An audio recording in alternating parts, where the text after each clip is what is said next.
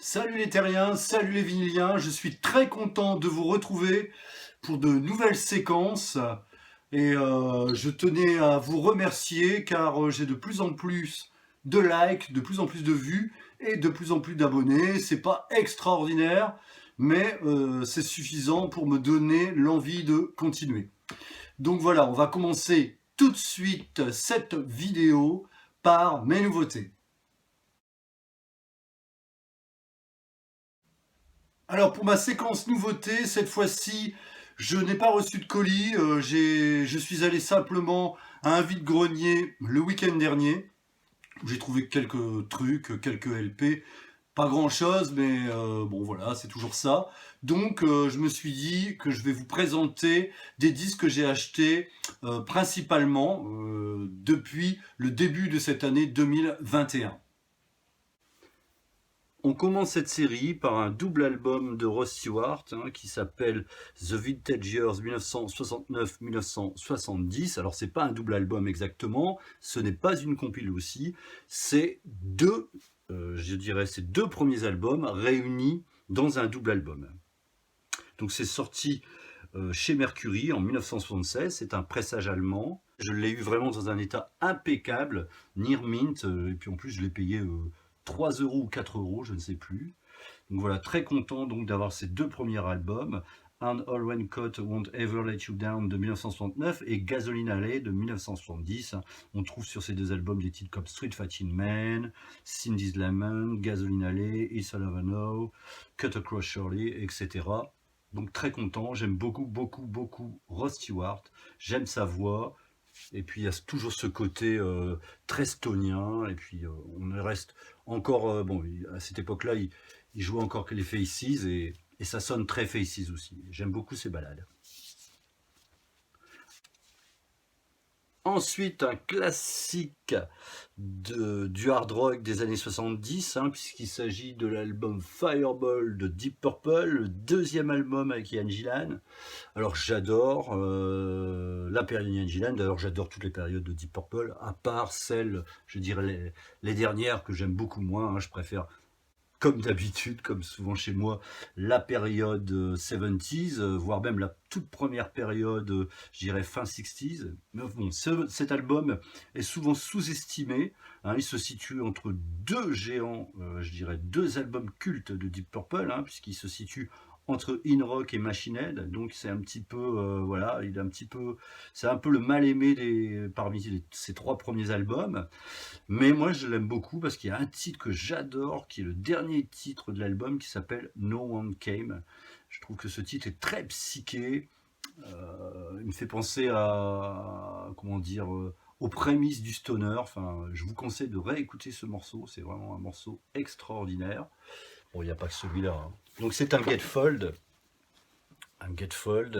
voilà, avec un inner sleeve, avec les paroles, superbe inner sleeve, un peu dans le style art déco.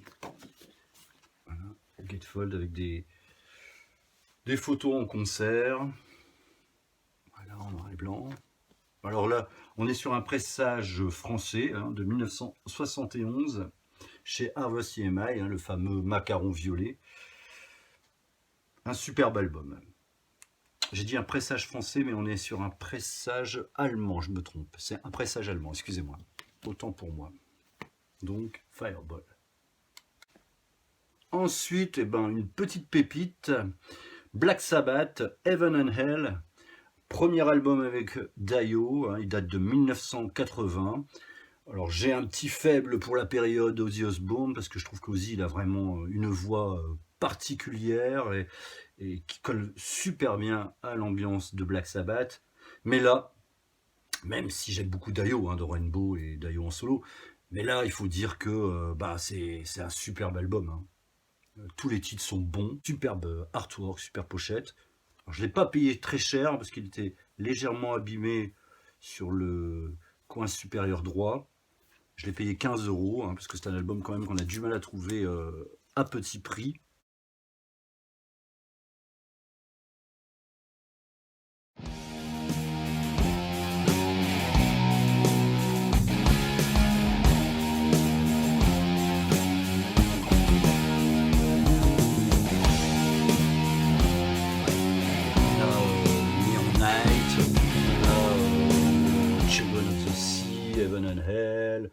Die Young, et j'en passe. Superbe, super album. Donc là, c'est un pressage français sur Vertigo, donc de 1980, donc sur un premier pressage. Je crois qu'il n'a pas été réédité. C'est dommage.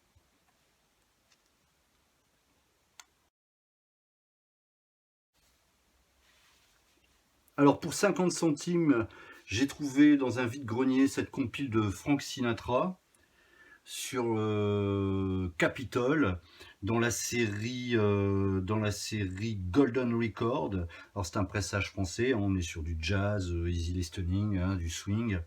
Donc il y a des titres comme Laura, Blue Moon, Dancing in the Dark, etc. Donc, je ne suis pas un grand fan de Frank Sinatra, mais je trouve qu'il y a des moments pour écouter ça. Ça s'écoute assez facilement et c'est très reposant. Alors ensuite, encore un truc un peu inédit pour moi, il s'agit de Christophe, enfin je sais pas comment ça se prononce, Penderecki, qui est un compositeur de classique polonais. Il est d'ailleurs mort l'année dernière, il est mort en mars 2020 à 86 ans.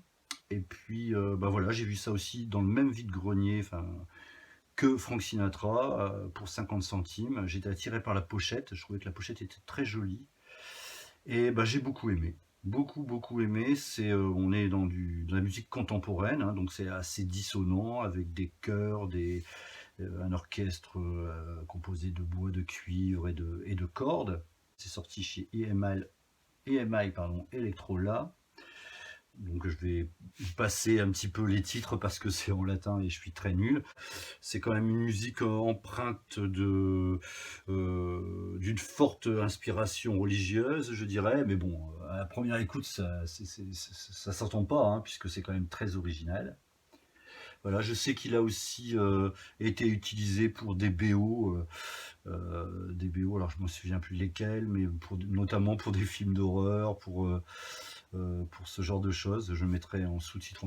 J'aime bien. Et si je retombe sur un album de Penderecki, en tout cas de ce compositeur polonais, j'achèterai sans hésiter parce que c'est très intéressant. Et ça s'écoute relativement facilement, je dirais. Sur le site de la Fnac, un album que j'adore, que j'avais en CD mais pas encore en vinyle, et les pressages originaux coûtent assez cher, donc j'ai profité de cette offre parce que c'est une édition spéciale Fnac du Raw Power des Stooges. Donc, comme j'ai dit, c'est le 3e album sorti en 1973, groupe de T3, groupe de furieux, un peu comme le MC5.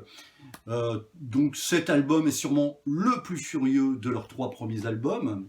Et voilà, je le voulais à tout prix et je l'ai payé moins de 15 €. Je crois que je l'ai payé 12 €. D'ailleurs, j'ai appelé des amis pour leur dire allez voir sur le site de la Fnac, il y a une affaire à faire. Donc double vinyle, de couleur orange, en plus, pas cher, et en plus c'est un vinyle de couleur orange. Alors j'aime le orange parce que pour moi c'est la couleur qui représente le mieux les années 70. Et donc voilà, donc 2 vinyles parce qu'il y a la version originale qui a été mixée par David Bowie, hein, il faut le savoir, mais qui a été remasterisée pour l'occasion. Et le 2e vinyle, c'est une 2e version de Raw Power, mais remasterisée par Iggy Pop en 1977. Donc voilà, très content de l'avoir trouvé, surtout à ce prix. En plus, c'est un magnifique, alors ça brille un peu, c'est un magnifique gatefold. Voilà, on va les Stooges à l'intérieur, superbe photo. Pochette archi mythique, magnifique pochette. Donc voilà. Et je le prépare. Le 2e vinyle, alors c'est pas un achat, c'est un échange. J'avais trouvé en vide-grenier un disque de free jazz d'un groupe qui s'appelle Air. Alors c'était vraiment bien, mais c'était assez perché pour moi. Je me suis dit jamais je vais l'écouter. Et comme je regarde souvent la chaîne de Joseph Isola, et qui est un passionné de jazz, surtout dans ce style-là, je l'ai appelé. Et je lui ai dit, écoute, j'ai un vinyle à t'offrir, il ne me connaissait pas, donc on a parlé au moins pendant 1 heure ensemble, on s'est découvert beaucoup de points communs. Donc il m'a dit, écoute, il n'y a pas de raison, si tu me l'offres, moi aussi je vais t'offrir un vinyle, et il m'a donné 2-3 noms de vinyles qui ne l'intéressaient pas. Et dans ceux qui n'intéressaient pas, il y avait le Raining Blood de Slayer Également, troisième album du groupe de 1986. Certains diront leur chef-d'œuvre. C'est pas mon préféré, mais j'aime beaucoup cet album. J'aime beaucoup Slayer parce que c'est ultra violent. C'est une déferlante de puissance. Enfin, j'ai toujours aimé Slayer. Donc merci Joseph pour ce magnifique cadeau. Alors avec la sous-pochette, parce qu'il faut que je le montre, parce que c'est un pressage original anglais chez Def Jam Recording, ce qui était c'était un label plutôt branché rap, tout ça, et qui signe Slayer, c'est aussi montrer l'ouverture qu'il pouvait avoir, avec les paroles, et puis le fameux logo Def Jam. Donc, merci Joseph, et je vous conseille d'aller sur sa chaîne. Moi, je suis pas trop jazzeux, mais il n'y a pas que du jazz, hein. Il écoute pas mal de world music, il écoute pas mal également de rock. C'est un fan de Bob Dylan. Bon, alors, il n'est pas comme moi dans le hard rock, dans le classic rock. Il est dans des choses un peu plus pointues, mais ça nous permet de découvrir des genres, des disques, des groupes, des chanteurs, des chanteuses que jamais j'aurais eu peut-être l'occasion de découvrir si il n'avait pas fait sa chaîne. Encore merci Joseph. Alors on continue avec Cactus, leur premier album qui date de 1970.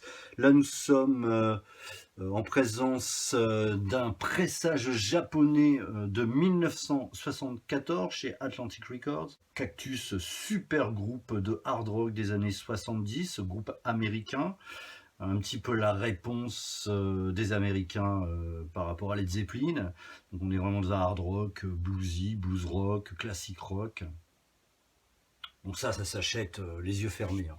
Donc pressage japonais, super son. Vraiment très content d'avoir trouvé ça à un prix raisonnable. J'ai dû payer 18 €, 20 €, en très bon état. Avec l'inner sleeve, avec les paroles. Et les paroles en japonais également. Super. Bon, ça, quand on aime le hard rock, et puis surtout le hard rock des années 70, ça me semble inévitable. Ensuite, le premier album de Scorpion, on est vraiment dans les premiers albums, Lonesome Crow, alors superbe album aussi, très très différent de ce qu'ils font maintenant, hein. On est vraiment dans un hard rock progressif. Il y a 7 titres sur cet album, donc on est sur des longues plages, on n'est pas du tout dans le Scorpion des années 80 standard avec 10 titres par album, voilà, entre 3 et 4 minutes, hein. Là, c'est une musique très très free, mais ça sent l'improvisation. Il y a Michael Schenker dans le groupe, hein, et des membres qui sont encore aujourd'hui dans Scorpion. On trouve bien sûr le chanteur Klaus Meine et le guitariste Rudolf Schenker. Alors là, on est sur un pressage allemand. Hein, c'est un repress. Hein, c'est pas l'album de 1972. Hein, c'est un repress de 1976 chez Brain. Donc pressage allemand. Très belle pochette également. Voilà. Scorpion, Lonesome Crow. Alors dans le vide-grenier que je vous ai déjà parlé, j'ai trouvé également cet album à 50 centimes. Il s'agit d'une compile économique, une compile rock'n'roll, hein, Testament du rock volume 2, sorti chez Musique Mélodie, pressage français. Hein, c'est des disques qu'on trouvait pas trop chers. Alors déjà 50 centimes, je me suis dit je vais le prendre. Puis au pire, si je l'écoute jamais, je l'offrirai à quelqu'un. Alors on retrouve, c'est un pressage de 1980, je l'ai dit je crois. On retrouve Eddie Cochran, Johnny Rivers, Bill Haley, Fat Domino, Canet Heat. Mais ce que j'avais pas vu, c'est le dernier titre du deuxième disque. Un groupe que j'adore et que je ne possède pas en vinyle et que j'aimerais bien trouver. Enfin, je vais sûrement acheter dès que je peux. Il s'agit d'un titre des Flaming Groovies et ce titre s'appelle Slow Days et c'est un super morceau. Alors rien que pour ce morceau, je ne regrette pas du tout cet achat. C'est un peu stonien, c'est un petit peu punk aussi. C'est vraiment bien balancé. Parmi tous les titres de cet album, pourtant il y a du lourd, hein, les titres d'Eddie Cochran, tout ça. Ce titre-là, c'est vraiment un titre fabuleux. Des fois, on a des belles surprises.